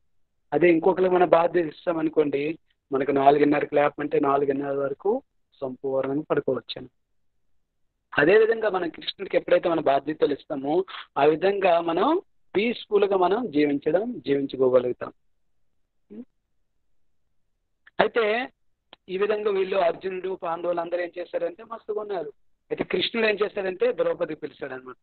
నువ్వు రా అని చెప్పేసి, నీ దగ్గర ఉండే పట్టీలు గాజులు అన్నీ తీస్తే నువ్వు రా చెప్తాను. వెళ్ళి నువ్వు భీష్మ పితామహ దగ్గరికి వెళ్ళి ఆయన యొక్క ఆశీర్వాదాలు తీసుకొని చెప్తారనమాట. వెంటనే ఈవిడ కొంగు ఇలా వేసుకొని వెళ్తుంది అనమాట, ప్రణామం చేస్తుంది. వెంటనే ఆయన అఖండ సౌభాగ్యవతి అని చెప్పేసి ఇస్తారు, ఆశీర్వాదం ఇస్తారు. బస్ అయిపోయింది. అఖండ సౌభాగ్యవతి అంటే తన భర్తలు చనిపోకూడదు. వెంటనే తన కొంగు తీసేసరికి ద్రౌపది, అప్పుడు ఆయనకి భీష్మగతం అవుతుంది. అరే నువ్వు ఇక్కడికి ఎలా వచ్చావు, నీకెవరు ఇక్కడ రప్పించారంటే ఇంకెవరు, కృష్ణుడు. అర్థమైంది భీష్మగతమ్మకి ఇదంతా కన్నయ్య పని, కృష్ణుడి పని అని చెప్పేసి. తర్వాత కృష్ణుడు ఏం చేస్తాడంటే అర్జునుడు కొడుకులు ఇస్తాడు. అర్జున నువ్వురా అని చెప్పేసి, నువ్వు వెళ్ళి ఇప్పుడు అర్జునుడు దుర్యోధనుడు యొక్క గుడారంకి వెళ్ళు, ఆయన 5 బాణాలు ఉన్నాయి, ఆ బాణాలు అడుగు. నీకు ఒకసారి గాంధర్వులతో యుద్ధం చేసుకున్నప్పుడు అర్జునుడు వెళ్ళి రక్షిస్తాడు అనమాట. అప్పుడు దుర్యోధనుడు ఒక మాట ఇచ్చి ఉంటాడు, నీవు ఎప్పుడు కానీ నీకేం కావాలని కోరుకుంటే అది నీకు ఇస్తానని చెప్పేసి ఒక మాట ఇచ్చి ఉంటాడు. అయితే ఆ వరాన్ని ఇప్పుడు కోరుకో అని చెప్పేసి వెళ్తాడని. అయితే వెంటనే అర్జునుడు తన గుడారానికి వెళ్తాడు, దుర్యోధను దగ్గర ఉంది టెంట్కి. అప్పటికే డౌట్ వస్తుంది దుర్యోధనుడికి, ఈయన ఇప్పుడే ఈ సమయంలో ఎందుకు వచ్చాడని చెప్పేసి. అయితే వెంటనే అడుగుతాడు, సోదరా నువ్వు నాకు ఒకసారి వరం ఇస్తానని ఒప్పుకున్నావు కదా, అది నేను ఇప్పుడు కోరుకుంటే ఇస్తావా అంటే ఇస్తాను. నువ్వేం కావాలి చెప్పు, ఇప్పుడు కూడా ఇంద్రప్రస్థ కావాలంటే ఇంద్రప్రస్థ ఇచ్చేస్తాను, ఇంకేం కావాలో అది తీసుకొని చెప్తాడని. నాకు అటువంటివి ఏమవుతుంది, ఇంద్రప్రస్థ కూడా. అరే ఇంద్రప్రస్థ వద్దా, ఇంద్రప్రస్థ కోసం కదా యుద్ధాలు అని జరుగుతున్నాయి, అది కూడా వద్దంట. అది కూడా మరి నీకేం కావాలి, ఏం కావాలి అంటే సోదరా నీ దగ్గర 5 బాణాలు ఉన్నాయి కదా, 5 బాణాలు నాకు ఇవ్వని చెప్తాడు. అరే ఇది నీకు ఎలా తెలిసిందంటే ఇంకెవరు, కృష్ణుడు. చూసారా, కృష్ణుడు ఆ విధంగా వాళ్ళని కూడా రక్షిస్తున్నాడు అనమాట. ఇంకొకసారి తెలుసా, రథం అంతా లాస్ట్ యుద్ధం అంతా జరిగిపోయింది, కురుక్షేత్ర యుద్ధం. లాస్ట్లో ఏంటంటే దిగాలి, లాస్ట్ రోజు లాస్ట్ మూమెంట్ అన్నీ అయిపోయాయి. అప్పుడు దిగాలి అన్నప్పుడు యాక్చువల్ ఏం చేస్తారంటే ఎవరైతే యుద్ధం చేస్తారో అతని ముందు అతనికి లాస్ట్ దిగాలంట, ముందు డ్రైవర్ కూడా దిగిపోవాలి, అది యుద్ధం యొక్క నీతి. కానీ ఆ రోజు ఏం చెప్తారంటే కృష్ణుడు నువ్వు ముందు దిగని చెప్తారనమాట అర్జునుడికి. సరే అర్జునుడికి అర్థం కాలేదు, యాక్చువల్ అది కాదు, ముందు రథ యొక్క సారథి దిగి తర్వాత చారియట్ దిగాలి, లాస్ట్ యుద్ధం చేసే వ్యక్తి దిగాలి. కానీ అర్జునుడికి అర్థం కాలేదు, కానీ కృష్ణుడు చెప్పాడని చెప్పేసి ఆయన ముందు దిగిపోతాడు అనమాట. అయితే కృష్ణుడు చెప్తాను ఇంకొంత ముందుకు వెళ్ళిపోవాలి, ఇంకొద్ది ముందుకు వెళ్తాడు. కృష్ణుడు అంటాడు ఇంకొద్ది ముందుకు వెళ్ళండి, ఇంకొద్ది ముందుకెళ్ళని దూరం తోలుతాడు. ఎప్పుడైతే కృష్ణుడు దిగ్గానే వెంటనే ఆ రథం ఏంటవుతుందంటే బ్లాస్ట్ అయిపోతుంది అనమాట. ఎందుకంటే అప్పుడు యుద్ధాలు జరిగేటప్పుడు ఎన్నో బాణాలు మిసైల్స్ ఎల్లు ఉంటాయి కదా, ఆ రథంలో ఉంటాయంట. కృష్ణుడు యొక్క ప్రెజెన్స్ కారణం చేత అవన్నీ పేలకంటుంటాయి. ఎప్పుడైతే కృష్ణుడు బయటకు వచ్చి అది ఓకే తన యొక్క సంకల్పాన్ని విడిచిపెడతాడు, వెంటనే రథం బ్లాస్ట్ అయిపోతుంది అనమాట.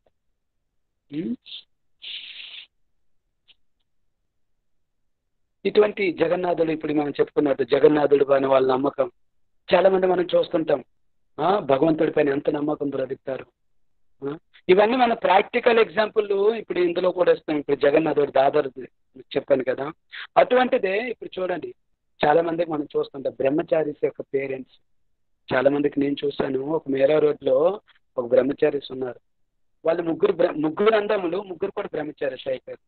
వాళ్ళు వృద్ధులు అనమాట. మా ఊరికి కూడా వచ్చారు శాస్త్ర స్వరూపులు అని చెప్పేసి. మొట్టమొదట మా ఊర్లో ఉండే జగన్నాథులు ఆయన చేతుల మీదుగా వెల్కమింగ్ చేశాం. వాళ్ళు పూరికి చెందిన వాళ్ళు అనమాట. ముగ్గురు అందములు, ముగ్గురు కూడా బ్రహ్మచారులు అయిపోయారు. అంతేకాదు వాళ్ళ ఫ్యామిలీ ఏం తెలుసు ఎంత చూసారా, వాళ్ళ అమ్మగారు ఉన్నారు, వాళ్ళ నాన్న ముసలాయన, ఎప్పుడు జబ్బులు, ఒక చెల్లెమ్మ ఉంది, చెల్లెమ్మ కూడా పెళ్లి కాలేదు. నాకే అర్థం కాలేదు, ఏంటి ప్యానెట్ ఇలా ఎలా భక్తి చేస్తారు, ఇదెందుకు చెప్పారు నాకు మొదట్లో అలాగా అర్థం కాలేదనమాట. ఇలాగ ఎప్పుడు కృష్ణుడు చెప్పాడా, ఇబ్బందులు, ముగ్గురు వాళ్ళకి ఇల్లు కూడా లేదు, సొంత ఇల్లు, భూములు కూడా లేవు. వాళ్ళు ఇచ్చాపురం అవతల బరంపురంలో ఉండేవాళ్ళు. వాళ్ళ ఊర్లో పరకుంటే వాళ్ళు అక్కడ పూరి దగ్గర ఎక్కడ చిన్న ఊర్లో ఉండేవారు అనమాట. చెల్లెమ్మకు పెళ్లి కాలేదు, తండ్రి వృద్ధాపం, నెక్స్ట్ జబ్బులతో, కళ్ళు ఒక్కదే కొద్దిగా మంచిగా ఉండేది, ఆవిడ కూడా ఎప్పటికప్పుడు జబ్బులు వచ్చాయి. అటువంటి పరిస్థితుల్లో ముగ్గురు అన్నదమ్ములు ఉన్నారు. ఫస్ట్ వాళ్ళు పని చేయడానికి వచ్చారు. ఫస్ట్ పెద్దోడేమో బ్రహ్మచారి అయ్యాడు, తర్వాత నడుపు తమ్ముడు పిలిచాడు, అతను కూడా బ్రహ్మచారి అయిపోయాడు. చిన్న తమ్ముడు ఉంటాడు, ఆయన కూడా బ్రహ్మచారి అయిపోయాడు. ముగ్గురు కూడా బ్రహ్మచారి. నాకు అర్థం కాలేదు, మరి ఎలా బ్రతుకుతారంటే ఆయనకి నువ్వు అడిగేవాడిని అనమాట, ప్రభుజీ కైసా హోగా అప్ప घर पे कौन రక్షా కరేగా. ఆయన ఎంత ఇది చూడండి, ఇది వాస్తవం మీకు చెప్తున్నాను. ఆయన ఎంత ఆనందంగా ఎంత నమ్మకంతో నవ్వుకొని చెప్పారంటే, రాజేష్ क्या हम पोच रहे हैं, क्या हम इसको सबको पालन कर रहे हैं, इसको पोषण कर रहे हैं, कृष्णा है ना, गिरधारी है, गिरधारी देख लेंगे. राधा नेहरू रोड టెంపుల్ యొక్క డీటీస్ పేరు రాధా గిరిధారిజీ, గిరిధారిజీ దేఖలేంగే అని చెప్పేవారు అనమాట. నాకు అర్థం కాలేదు. కానీ ఇప్పుడు కూడా మీకు చెప్తాను, ఆయన రియల్ ఎగ్జాంపుల్. ఇప్పుడు ఆయన ఏం చేశారంటే, భగవంతుడు అటువంటి జరిగిందో కానీ మిరాకిల్స్, ఆయన వాపు టెంపుల్ కట్టారు, ఆయన పంపించారు, ఆయన టెంపుల్ ప్రెసిడెంట్ అయిపోయారు. వాళ్ళు ముగ్గురు అందరం తెలుసుకున్నారు. టెంపుల్ ప్రెసిడెంట్ అయితే వాళ్ళ ఇంట్లో ఏం చేశారంటే, ఆయన ఒక ఎవరు డివోట్ ఇచ్చారు, ఇలా మీ ఇంటి దగ్గర ఉన్నారని చెప్పేసి. వాళ్ళు ఏం చేశారంటే, ఒక డివోట్ ఏమో ఒక ప్లాట్ ఇస్తాడు, మీ పేరెంట్స్ తీసుకురండి అని. వాళ్ళ పేరెంట్స్ ఏమో అక్కడికి వస్తారు. వాళ్ళ చెల్లెమ్మకి పెళ్లి చేస్తారు ఏదో విధంగా. పెళ్ళి అయిన తర్వాత ఏంటంటే, వాపిలో ఈ గోవా ఇటువంటివి ఏంటంటే ఎక్కువ రెస్టారెంట్లు ఉంటాయన్నమాట. అయితే వాళ్ళ బావగారు రెస్టారెంట్లో పనిచేస్తారు హైదరాబాద్లో. ఆయనకి ఏం చేశారంటే జాబు వాపిలో షిఫ్ట్ అయిపోయింది. చూడండి, వాళ్ళ ముగ్గురు అందములు, ఆయన టెంపుల్ ప్రెసిడెంట్ అయిపోయారు. ముగ్గురు అందములు ఒకే ఆశ్రమంలో ఉన్నారు, పక్కనే ప్లాట్లో వాళ్ళ తల్లిదండ్రులు ఉన్నారు. వాళ్ళ చెల్లెమ్మ మంచి జాబ్ వచ్చిన భర్త దొరికాడు. వాళ్ళ భర్త కూడా ఏం చేశారంటే వాపే ట్రాన్స్ఫర్ అయిపోయారు. ఎంటైర్ ఫ్యామిలీ మొత్తం వాళ్ళు ఒకే దగ్గర జీవించి మంచిగా ఉన్నారు. ఇవి మొన్న వెళ్తే వాళ్ళ చిన్న తమ్ముడు ఇక్కడ జీవిలో వాడాలో, ఇప్పుడు ఎక్కడైతే మన బంకిమరాయ ప్రభుజీ ఉంటారో అక్కడ విద్యాపీఠాన్ని కోర్సు జరుగుతుంటుంది అనమాట. చాలా ఉన్నతమైన విద్య అది, భక్తి మార్గంలో. ఆ విద్య కోర్సు చేసుకోవడానికి ఆయన రోజు కారులో వెళ్ళి కారులో వస్తుంటాడు. నేను చూసి బాబరే, మొన్న మాకు పిలిచారనమాట. ఒక 2-3 సంవత్సరాల కిందట వెళ్ళాం, మేము వాకి వెళ్ళాం. వెళ్ళి చూసేవారికి ఆయన చూసి నేను అంటే అప్పుడు అనిపించింది, ఎక్స్ కృష్ణుడు ఉన్నారు, కృష్ణుడే మనకు పోషిస్తున్నాడు అని చెప్పేసి.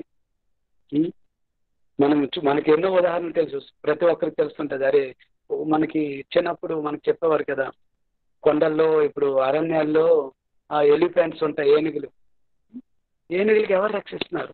ఒక ఏనుగు కావాలంటే 75 కేజీలంతా ఫుడ్ పడుతుంది ఒక ఏనుగు తినాలంటే. తను ఒకటే కదా, తన భార్య ఉంటుంది, మరొక 75 కేజీలు, 150 కేజీలు. తన పిల్లలకి ఒక 50 కేజీలు వేసుకోండి, 30 కేజీలు వేసుకోండి, ఒక 50 కేజీలు, టోటల్ 200 కేజీల ఫుడ్ ఒక రోజుకి తన ఏనుగు కుటుంబానికి కావాలి. ఎవరిస్తున్నారు చెప్పండి? అదేమో ఎక్కడ పెద్ద ఐఐటీలు, ఐఎంఎస్ లేదు, ఎంబీఏలు, ఇంజనీరింగ్ చేసుకుని రావట్లేదు. ఎప్పుడు ఏనుగురు ఆలోచిస్తే, అరే నాకు 200 కేజీలు ఫుడ్ కావాలి, నేను ఎంబీఏ కానీ ఇంజనీర్ కానీ కాకపోతే నేను ఎలా సంపాదిస్తాను, ఎప్పుడు ఆలోచించలేదు.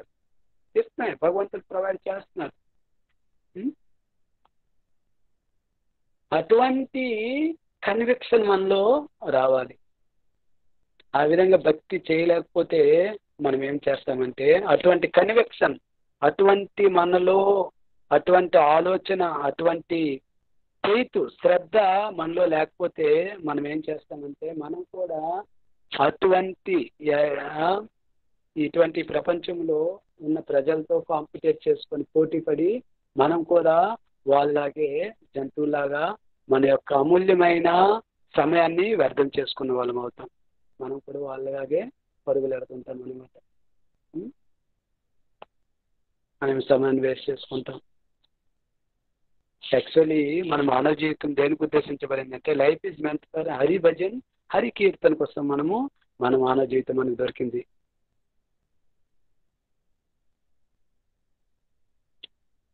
ఒక వ్యక్తి ఏమో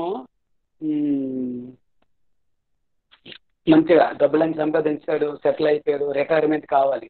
సో నాకు ఈ టౌన్ సిటీలో బాగా యాక్టివ్ అయ్యి చాలా ఇది యాక్టివ్ అయిపోయింది. ఇక్కడ ఇటువంటి ఈ కల్చర్లో, ఈ సిటీ కల్చర్లో నేను బ్రతకలేను. ఎక్కడో నాకు మంచి ఏరియా కావాలి, పీస్ఫుల్ ఏరియా కావాలి, పల్లెటూరు ఏరియా కావాలి.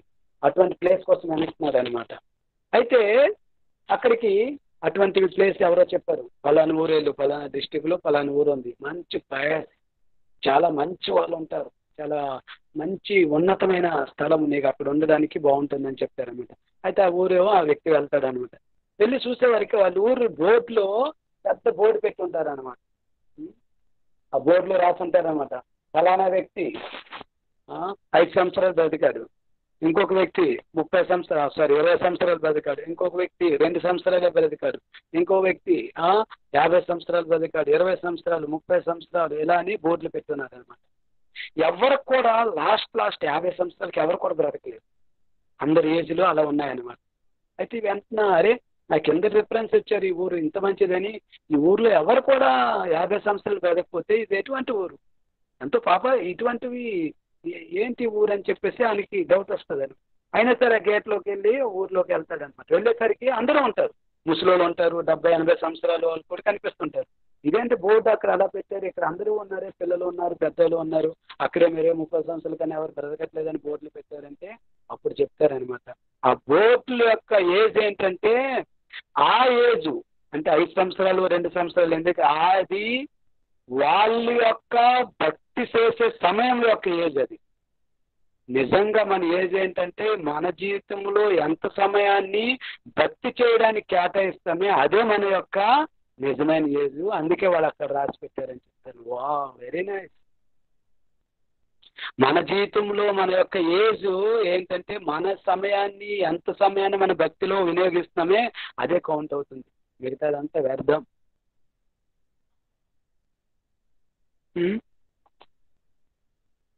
అందుకే చాలా మంది మన బయటలో స్లోగన్ ఉంటుంది అనమాట, బాతే కమ్ కామ్ జాదా, స్పీక్ లెస్ వర్క్ మోర్. ఇది పెద్ద బోర్డు అనమాట. చాలా మంది చెప్తుంటారు అన్నమాట, తక్కువ మాట్లాడండి, ఎక్కువ పనులు చేయండి అని చెప్తుంటారు బయట వాళ్ళు. కానీ భక్తులు రివర్స్, మాటలు ఎక్కువ ఆడండి, పనులు తక్కువ చేయండి. ఇది భక్తుల యొక్క స్లోగన్. మాటలు ఎక్కువ ఆడండి కృష్ణుడి కోసం, కృష్ణుడి కీర్తనలు.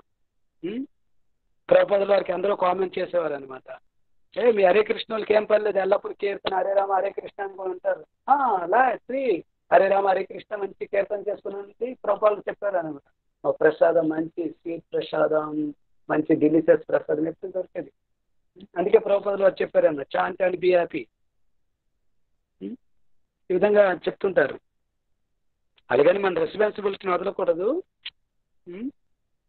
అయితే ఒకసారి ఏంటవుతుందంటే, ఇప్పుడు చూడండి, మనం పిచ్చి వాళ్ళు ఎవరికి అంటారు. ఇప్పుడు ఉదాహరణకి మీరు ట్రైన్లో వెళ్ళారు అనుకోండి, ట్రైన్ ఎక్కారు, ఆ ట్రైన్లో చాలా మంది కూర్చున్నారు. ఒక వ్యక్తికి అడగండి, మీరు ఎందుకు ట్రైన్ వచ్చారు, ట్రైన్లోకి ఎందుకు వచ్చారు?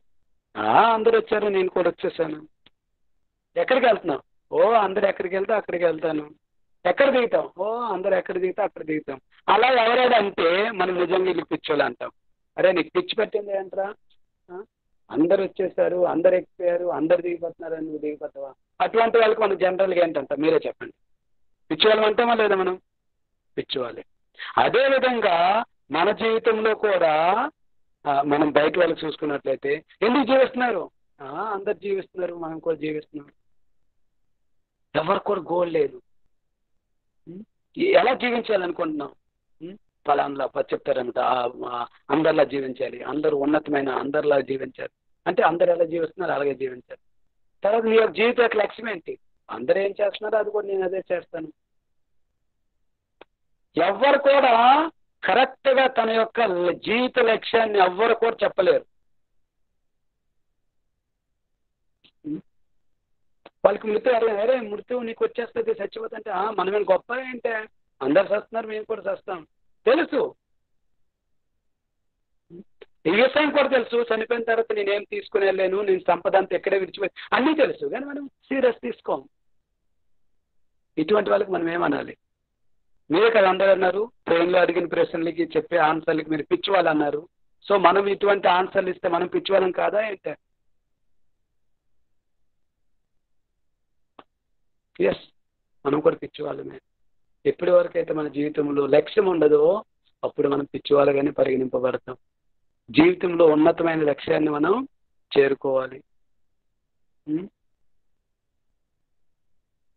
ఒకసారి ప్రభుపాదుల వారికి అడుగుతారనమాట, ప్రభుపాద్ మీ ఇండియా పుణ్యదేశం, పుణ్యభూమి, పుణ్య భారతదేశం, ఎందుకు అంత హీట్ ఎక్కువ ఉంటుంది?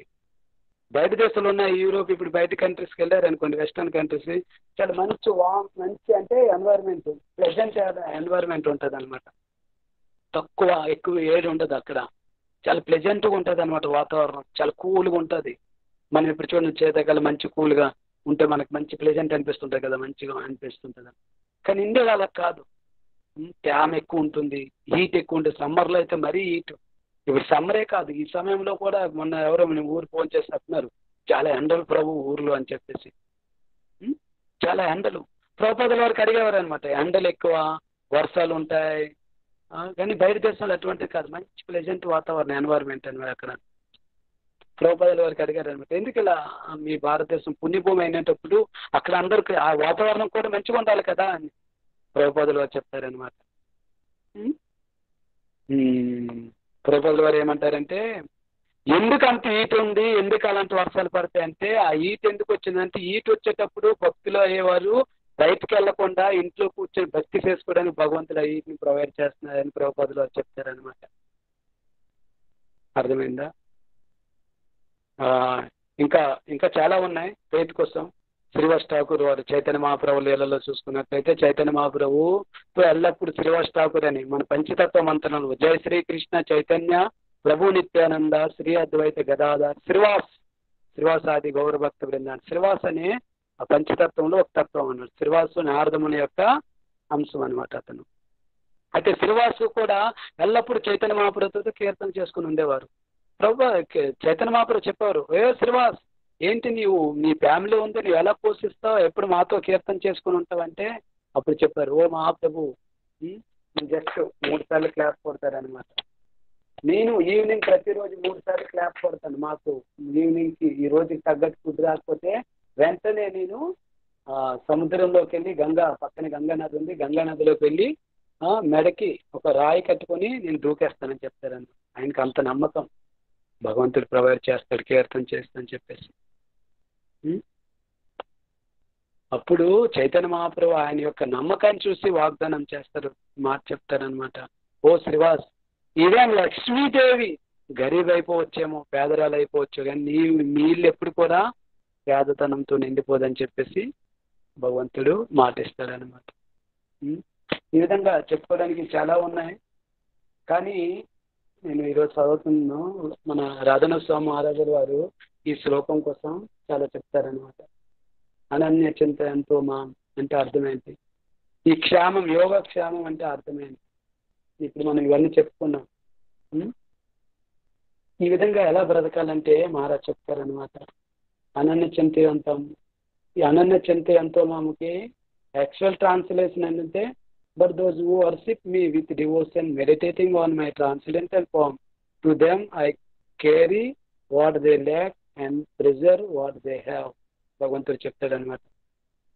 మెడిటేట్ విత్ లవింగ్ డివోషనల్ ఎవరైతే భగవంతుడు చేస్తారో వాళ్ళకి యోగక్షేమాలన్నీ తన రూపాలపైన ధ్యానం చేసుకుంటూ ప్రీతిపూర్వకమైన సేవలు చేసే వారికి భగవంతుడు ఏం చేస్తున్నాడంటే యోగక్షేమాలన్నీ చూసుకుంటాను. యోగక్షేమాలంటే అర్థం ఏంటంటే ఉన్నవి కాపాడుతాను, లేనివి సమకూరుస్తానని. ఇప్పుడు ఎలా మనం జీవించాలి, ఇన్ని నేర్చుకున్నాం. ఇవన్నీ ఏంటంటే మన హృదయంలో ఫెయిత్ని డెవలప్ చేసుకోవడానికి. మెడిటేట్ అంటే అర్థం ఏంటి, ఏదో భగవంతుడు ఒక దగ్గర కూర్చొని ధ్యానం చేసుకొని కూర్చోవడమా? దాని యొక్క రియల్ ఉద్దేశము ఇక్కడ మహారాజులు చెప్తున్నారనమాట. ప్రతి ఒక్కరిది ఆలకించండి. అందుకే ఇది లాస్ట్లో పెట్టాను.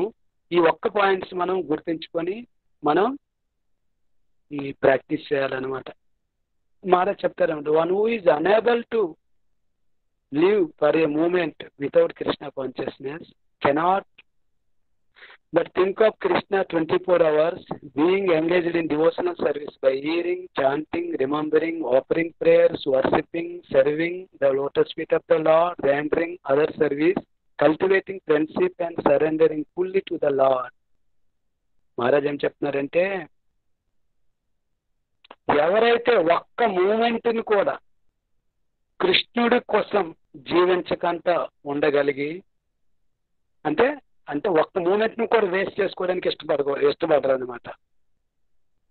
24 గంటలు కృష్ణ కాన్షియస్లో ఉంటారు, కృష్ణ చైతన్యంతో ఉండి.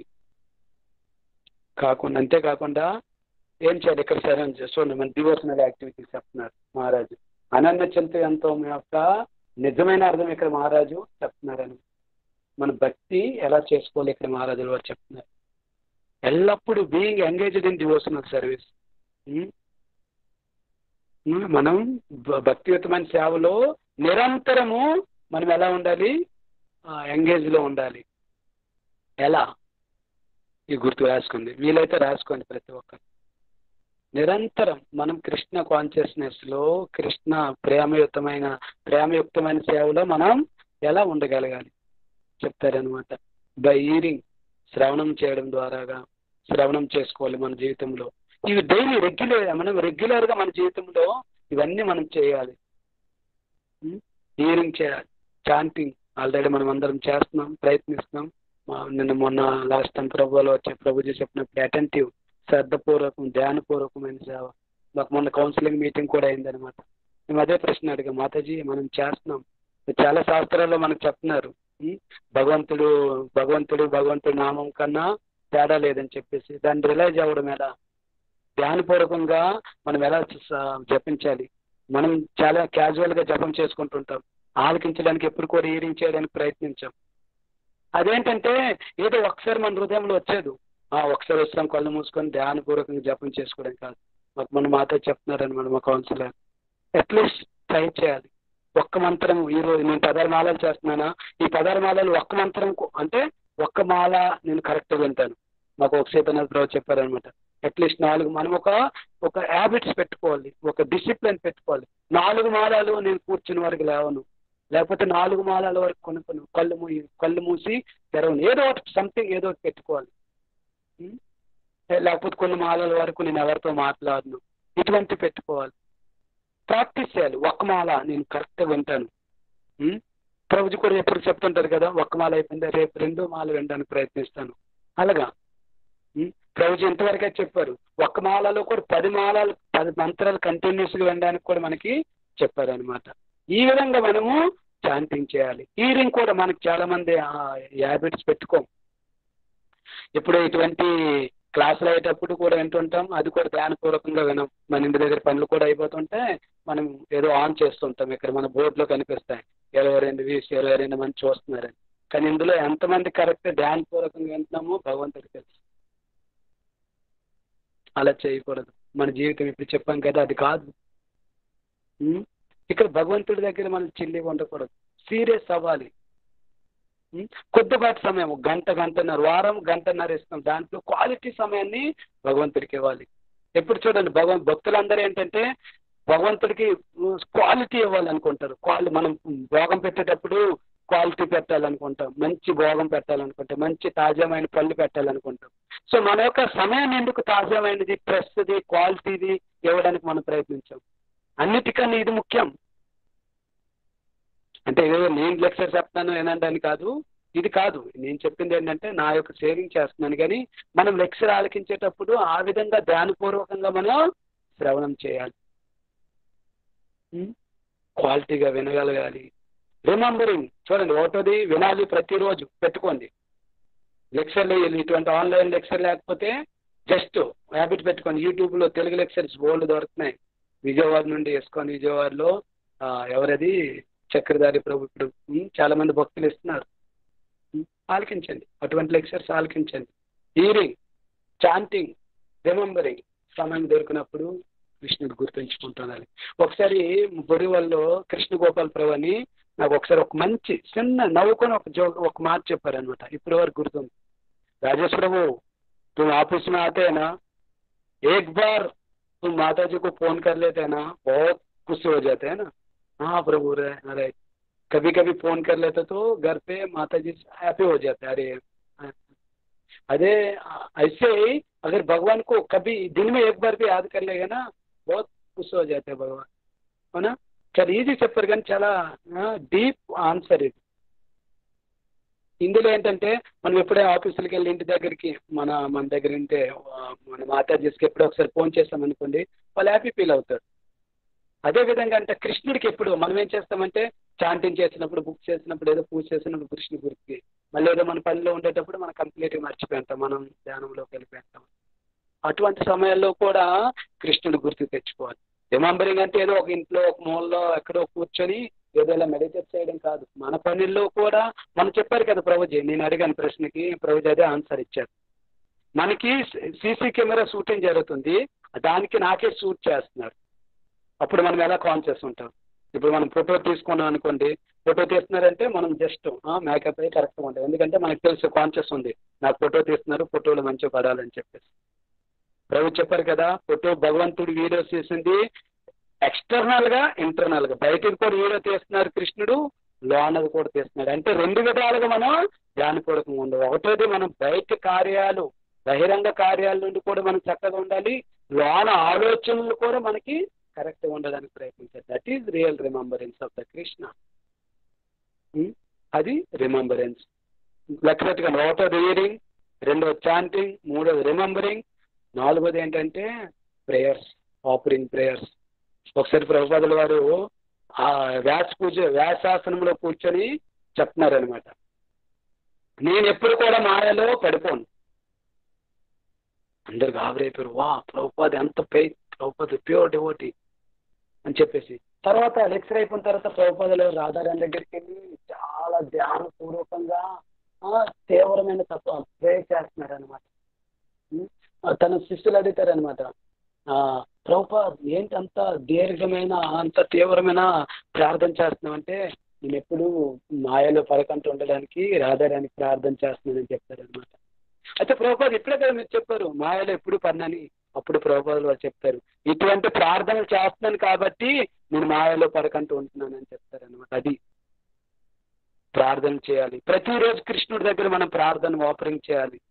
లేకపోతే ఇప్పుడు మనం ఉన్నామా, తర్వాత ఫలానా భక్తుడు మన ఇస్కాన్లో ఉండేవాడు ఇప్పుడు ఎక్కడికి వెళ్ళిపోయాడో కనిపించదు, మాయ అటాక్ చేస్తుంది, ఎక్కడికి లాగేస్తుందో తెలియదు, దేనికి ఎడిక్ట్ అయిపోతామో తెలియదు.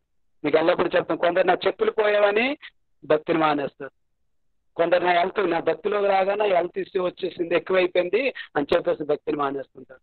కొందరు నా ఫైనాన్షియల్ ప్రాబ్లం భక్తిలో రాగానే అరే గడబడలు అవుతుంటారు. చాలా కష్టం.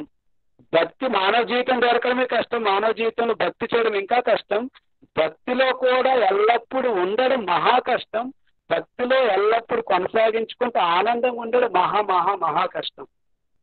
అది దుర్లభం. చూడండి ఎంతమంది భక్తులు ఉన్నారు, 130 కోట్ల మంది మన భారతదేశంలో ఉన్నారు. ఎంతమంది భక్తులు ఉన్నారు? చాలా కష్టం. ఒకవేళ భగవద్గీత నాలెడ్జ్ వచ్చేసిందని భక్తులు అనుకోవద్దు. నాలెడ్జ్ మన జీవితంలో ఎంతవరకు అప్లై చేస్తున్నాం అది గుర్తుంచుకోండి.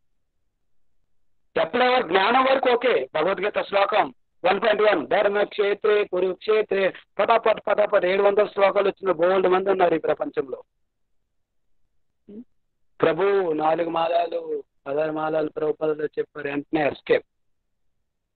అవి మనం పాటించాం. నియమాలు వచ్చేసరికి పాటించాం. జ్ఞానం సంపాదించుకుంటాం, ఇది కావాలి అది కావాలని చెప్తాం, కానీ అది దానికి ఎవరికి కావాలి? మనకు భగవంతుడికే ఇష్టము. భగవంతుడు భగవద్గీత నమ్ముతున్నామంటే భగవంతుడు భగవద్గీతలో ఉన్న శ్లోకాలన్నీ మనం యాక్సెప్ట్ చేయాలి కదా. మనకిష్టం వచ్చిన శ్లోకాలు మనం నేర్చుకొని మనం చెప్పుకుంటే ఎలా అవుతుంది?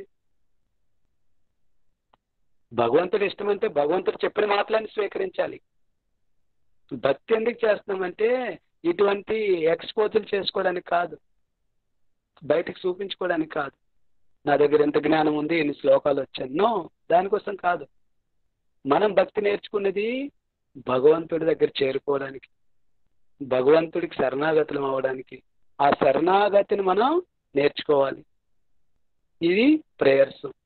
వీటి కోసం ఎల్లప్పుడూ నేను భక్తిలో ఉండాలి, ఎల్లప్పుడూ భక్తులకి నేను ఎటువంటి అపరాధాలు జరగకుండా నేను ఉండగలగాలని చెప్పేసి భగవంతుడికి ఎల్లప్పుడూ ప్రార్థన చేయండి. ఒకటో చెప్పండి అందరూ. ఒకటోది ఏంటది? శ్రవణం.